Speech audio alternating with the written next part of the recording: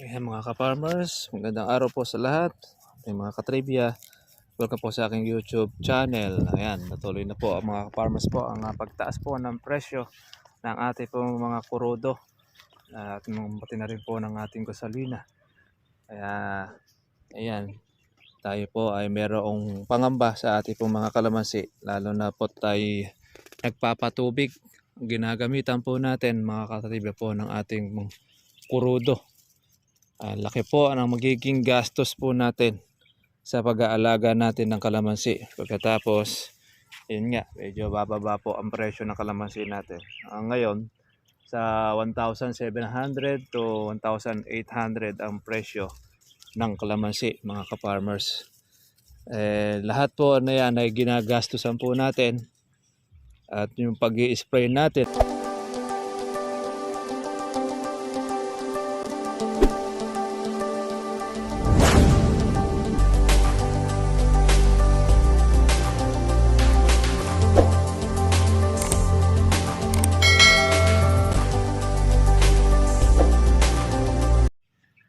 Ayan mga ka-farmers, magandang araw po sa lahat. Ay mga ka-trivia, welcome po sa aking YouTube channel. Ayan, natuloy na po ang mga ka-farmers po ang pagtaas po ng presyo ng ating po mga kurodo at pati na rin po ng ating gasolina. Kaya ayan, tayo po ay merong pangamba sa ating po mga kalamansi, lalo na po tayo nagpapatubig.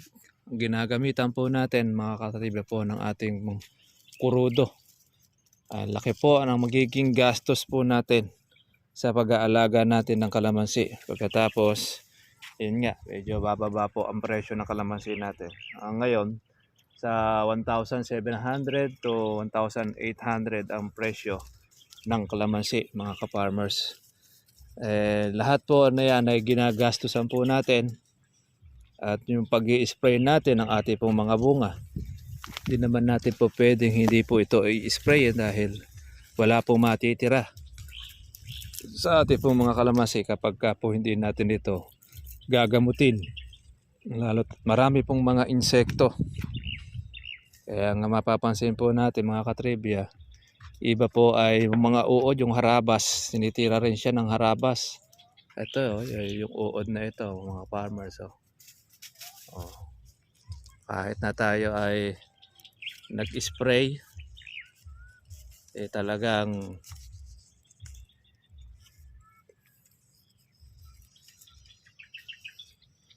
titira niya ang kalamansi natin.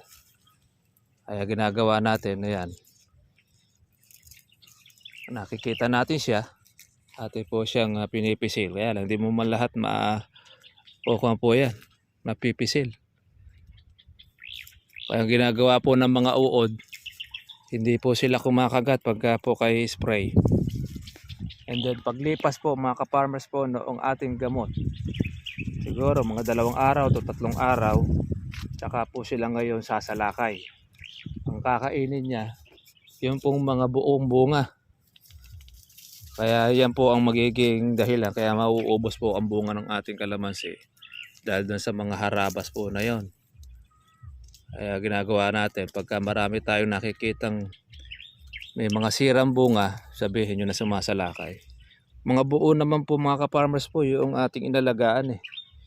Yun lang po ang ating naging kalaban, yung pong harabas. Kasi hindi po power spray ang ating nagamit, nakakapagtago sila ng panlaban. Kakaroon sila mga katribya po ng pagkakataon. Ayun. Kaya tayo mga ka-farmers mapipilitan na i-power spray itong ating kalamansi. Dahil meron po tayong mga salot na nakikita sa ating mga bunga. Sipin mo mga buo na yan, sinisira pa. Kinakain. Kapag hindi mo naman siya mapatay, uubusin ang bunga ng kalamansi ninyo, pati dahon. Ito po yung ating minomonitor sa ating kalamansi. Bakit pa naman po yung mga ginagamit natin pang insecticide, pantawag din ng insekto. nagtataka ka, spray ka ng spray, hindi lumalayas ang mga insekto, hindi lang siya kumakain. Pero pagkatapos, yan, titirahin niya ngayon ang inyong kalamansi.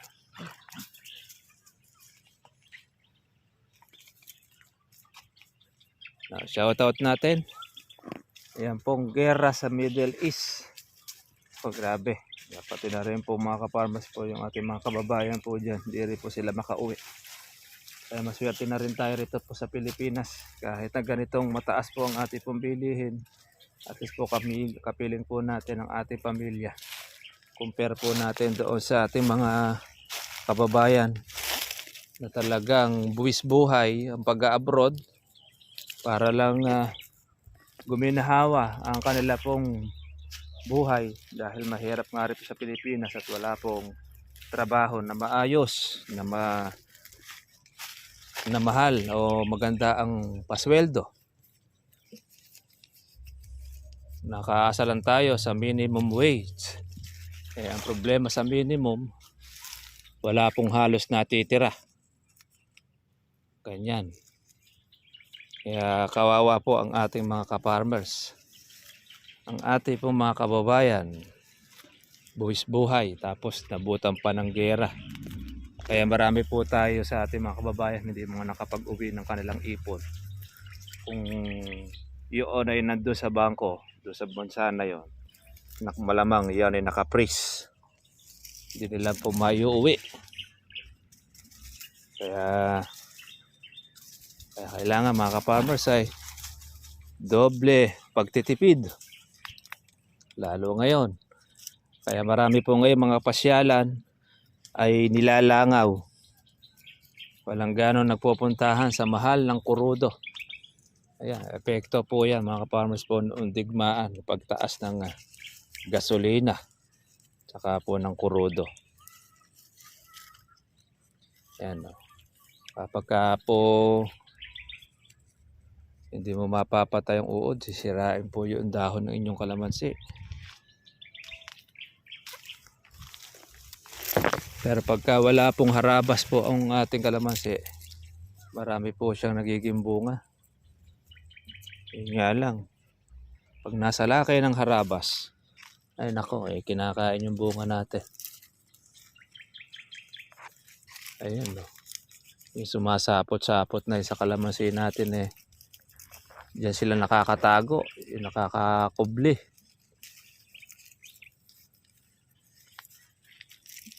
Mga buo pa naman ang mga bungang kinakain nila. Kaya papanibagong bulaklak ka. Kaya kawawa rin po yung mga totaling hindi nag-i-spray. Talagang wala pong matitira. Kung ikaw na nga na nag-aalaga nasisira pa yung ibang mga bunga. Lalo na po yung mga totaling walang alaga.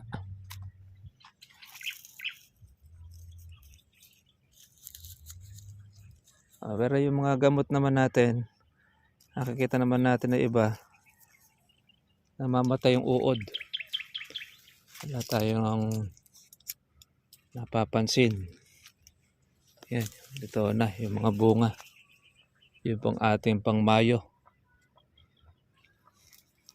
Yung mga natira.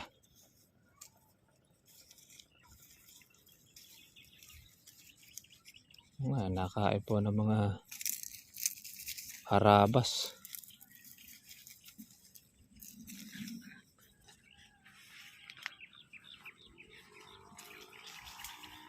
Shoutout natin ang ating mga katribya. Ayan, nag-spray na tayo ng ating damo kaya patay na sila.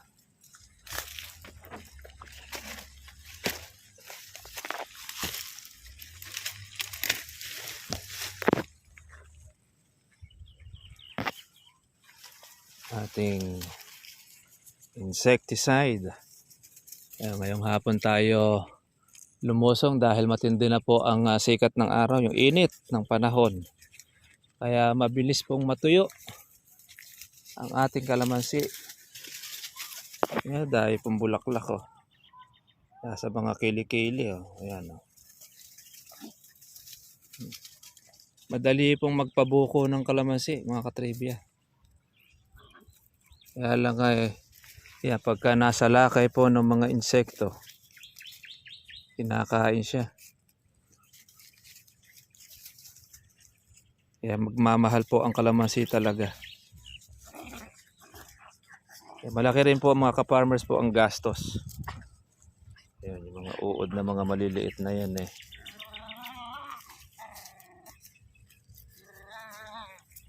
Isirain po yung mga dahon. Tsaka bunga.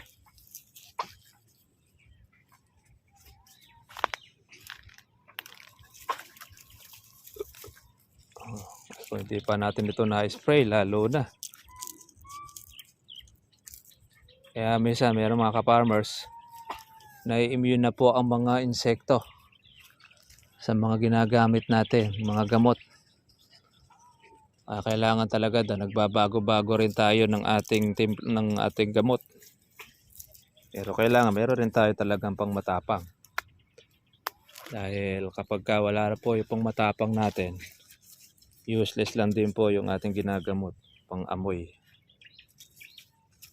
Kaya maganda na po yung dahon ng ating kalamansi. Nakaka-recover na siya. Na yung ating mga bunga nakikita na. Siyempre ibang mga mayroong sira na kinagat ng mga harabas, wala na tayo magagawa dyan. Kaya ang ating sinusugalan dyan po yung pong bulaklak, tapos yung ating mga bukong mga maliliit. Kailangan mo talagang maintenance. At pagka hindi mo siya aalagaan, kaya nga niyan, yung mga uod na yan, sisirain yan ang ating mga bunga. Kaya mga katribya, kapit lang po tayo sa tindi na ng krisis po ngayon. Lahat po talaga ay maaapektuhan po niyan. Ramdam na ramdam natin. Pangina, nagpagasolina tayo. Yung pinapuno natin po yung ating tangke. 730 ang puno ng ating gasolina. Samantalang dati, nagpapakarga tayo nasa 300. Puno na po yung ating tangke ng tricycle, ng motor. Ngayon, 730, doble. Ganyan katindi ang ating kinakaharap na krisis, mga ka-farmers. Kaya dobleng pagtitipid ang kailangan po natin, mga ka-farmers.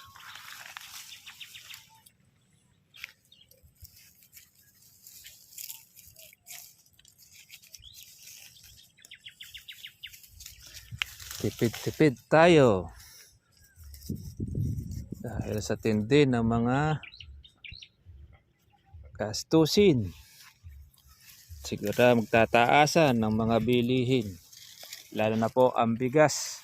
Kaya kung kayo mga ka-farmers ay meron pong natitira na inyo pong pera, mag-impon na kayo ng bigas. Dahil sisipa yan. Kung meron kayong palay, mas maganda, huwag nyo ibenta.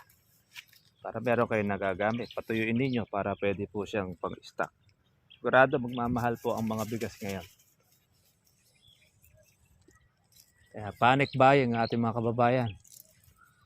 Doon sa merong ibibili. Pero pagka wala po ibibili, ayun, nananatili sa bahay. Naghihintay at nag-aabang ng mga pang-ayuda.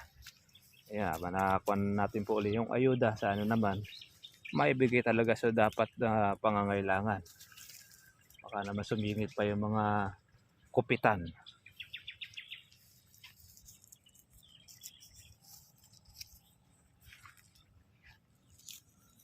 Ayan, marami pong mga bulaklak yan. Kaya yan po ang ating sinusugalan. Mapaganda po at maparami po bunga ng kalamansi para meron tayong kagaya niya sa krisis. Kahit na medyo palagay na nating mura ang kalamansi, basta't nabibili tsaka meron bunga, makakapagtawid na po yan sa atin. pantustos sa kanya. Sana naman ay mahinto na yung gera diyan sa Middle East.